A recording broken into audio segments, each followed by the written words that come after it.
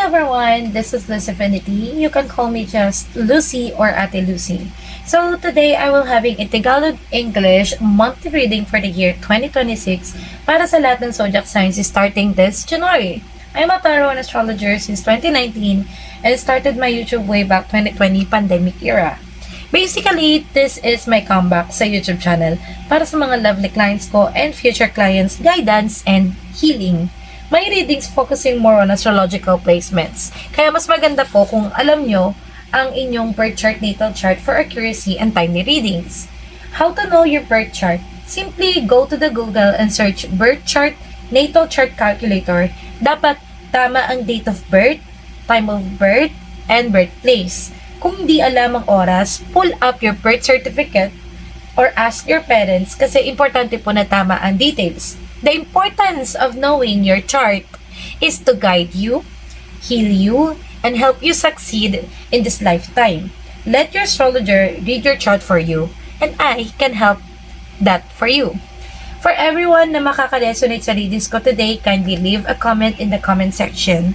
For everyone na mas gusto ng depth reading, kindly add me on my social media accounts in the description box and book a reading.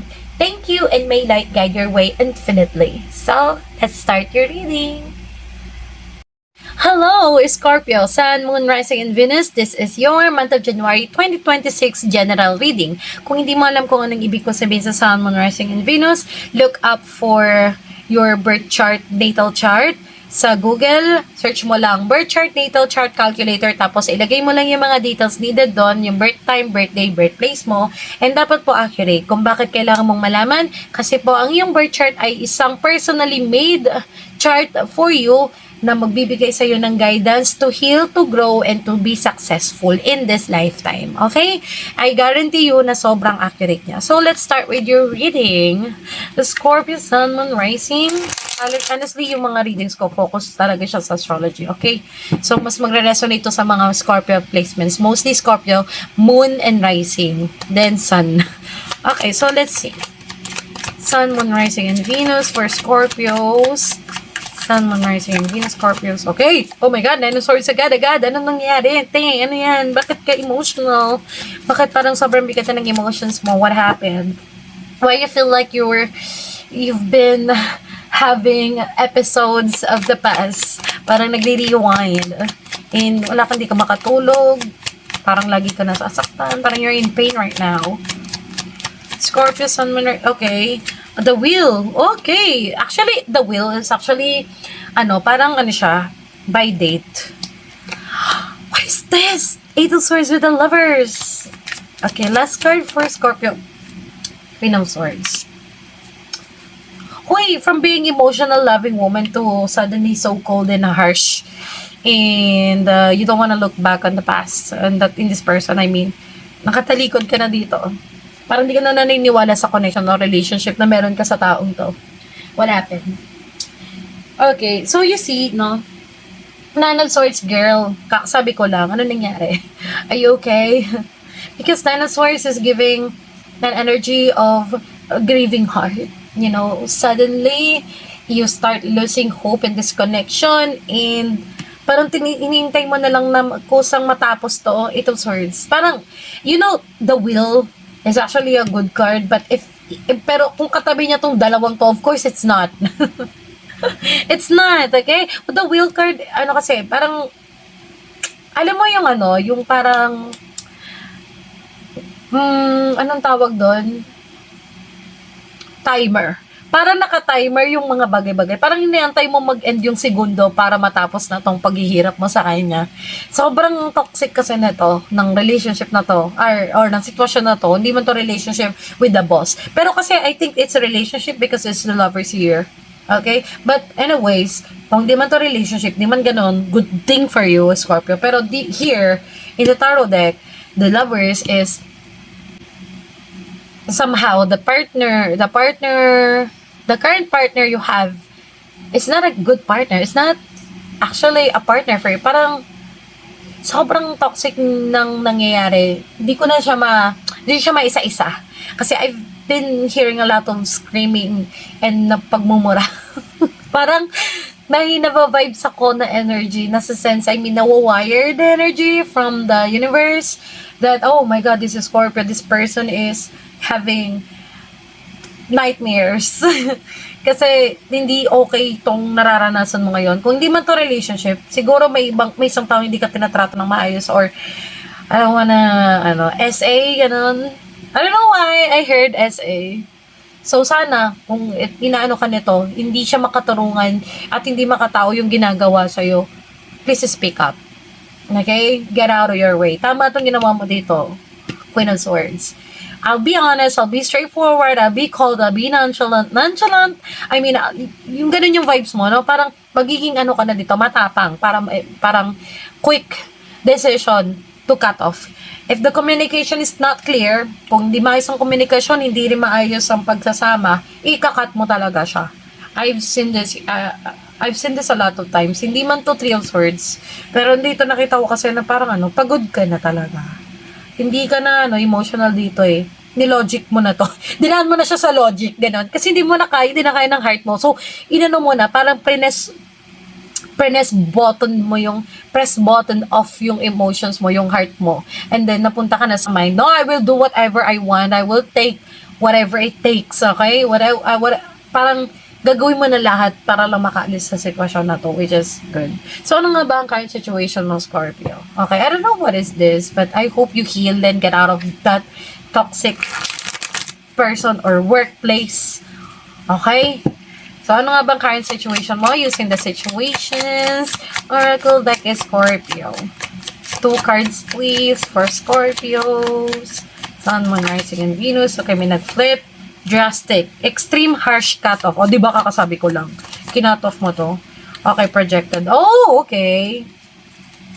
Alam mo, nafe-feel ko dito na parang nagiging nagiging sadly, no? Siguro kinoff mo tong taong to or umalis ka dito quick, no? Parang hindi mo na to nakikita as something good, which is good, no? Dahil hindi ka natatato ng tama at hindi ka masyadong nakikita in a way na deserve mo. No, na tratuhin kang tama, pakinggan ka, respetuhin ka, mahalin ka, ganon. So, projected. So, may nakita ditong future days, weeks, and months. Parang, you know what, maybe, for some of you, merong inahanda na project, kasi nasa, siya, sa natal wheel. Also, wheel of fortune. And then, here, it's giving you time. Parang naka-timer talaga eh. Parang may bigger opportunities that will happen in the next weeks. Basta, it's a good thing, okay? Open your eyes, confirm good things, pray for the best. You got this, Scorpio, okay? Whatever is the project. Okay, next is, let's go to your astrology. Astrology transit. So, kung ano man yung makuha ko dito or mapili ko dito, tignan mo yung chart mo. Okay? Then, tignan mo kung nasan yung planet na yon or yung sign na yon, ganyan. Then, tignan mo kung ano yung nakaka-affect sa'yo. Kasi sa transit or forecast, pwedeng magbigay to sa'yo ng advice or gabay para sa mga katanungan mo. Kasi, mind you, sobrang accurate ng birth chart. Okay, so sa'yo, the sun. Oh, okay, sun. The sun is in Scorpio. It's time for you to shine. It's time for you to self-express and embody the truth. It's time for you to see the truth of, the truth about yourself, the truth about, the inner core, your spiritual gift, your inner skills, ano yung may influensya mo sa mga tao, parang it's time for you to shine on that stage. You get me? So, ganun siya. Okay, so look at yours. Of course, you're already sun in Scorpio. That's why you're watching. Pero, tignan mo kung nasa ang bahay nakalagay yung sun sign mo. Okay, then merong message doon. Pwedeng doon ka mag-shine the most. Okay? So, tignan natin dito sa Fanta Oracle kung ano yung additional situation mo meron ka ngayon regarding dito. Additional lang, guys. Fanta Oracle. So, you got stressed. You are stressed, okay? You're currently stressed right now. Headache, pressure, lack of sleep. Siguro, pagod ka dito sa trabaho mo or wala kang choice kasi ito na yung trabaho na meron ka. So, siguro, syempre ano ba gagawin natin pag stress tayo? Kailangan natin magpahinga. Diba? So, I hope makakuha ka ng oras at panahon talaga para paglaanan yung sarili mo na makapagpahinga naman ng Scorpio. Okay? Please? Please? Okay. So, let's go to your love reading oracle using Romantic Angels. Oracle reading. Kung narinig kayo noise, sorry about that. Okay. Let's see. Okay, may nag-flip. You got chemistry with other people. Okay, sa ibang tao na wala pa, na single and kaka-start lang relationship, may chemistry dito, okay? Chemistry is actually a science subject. Eme lang. So, there's a strong magnetic attraction here. Okay, towards the other person. So, ano nga ba tong person na dinidol with mo ngayon? Ano ang nararamdaman niya sa'yo? With the hidden truth messages oracle. Okay. Okay, just one. Okay, so yun yung nasa dulo. Okay, you got, I feel you leaving me behind. Of course, iniwan ka na talaga ng Scorpio. Nakipag-break na sa kinat off ka na for good. And that's something na, sorry, that's my alarm. Okay, and that's something na deserve mo. Okay? Kung ano man, alam mo, ganito lang yan eh. Ang mga Scorpio kasi sobrang, minsan lang sila magtiwala sa tao and grabe sila magmahal sa tao. Hindi siya defined by any words in this world. And hindi siya something na may intindihan mo agad-agad o basta-basta. Pero mind you, that is the most, one of a kind love na mararamdaman mo with the Scorpio, I swear to God. Okay? Sobra silang magmahal.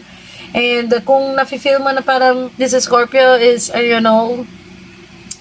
leaving you behind, oh well, you deserve that. Okay? So, let's go to your last oracle card, which is the Soul Truth Oracle deck. Tingnan natin kung anong message niya sa'yo, Scorpio, Sun, Moon, and Rising Venus. For Scorpio, Sun, Moon, Rising, and Venus, please.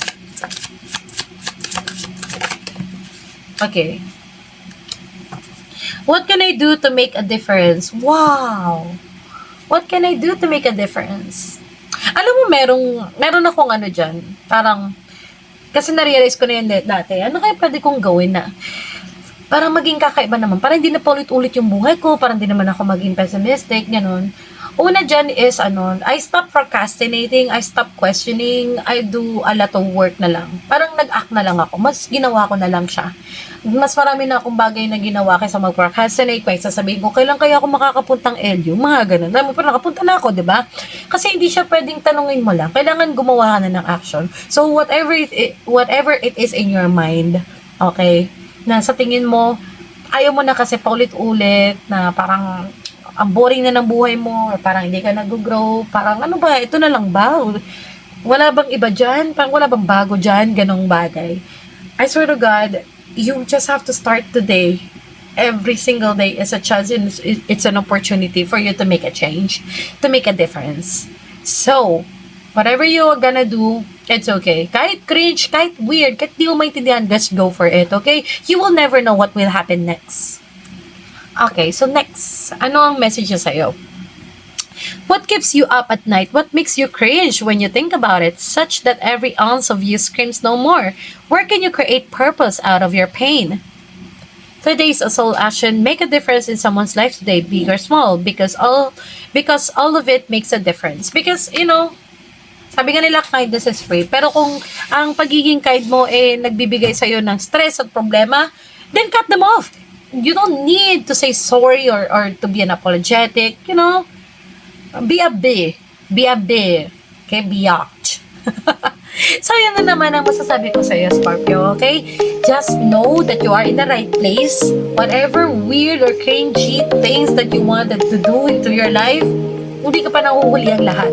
Laging merong bagay, oras, panahon para sa'yo. You just have to do it. Kasi the universe is waiting for you to make it happen.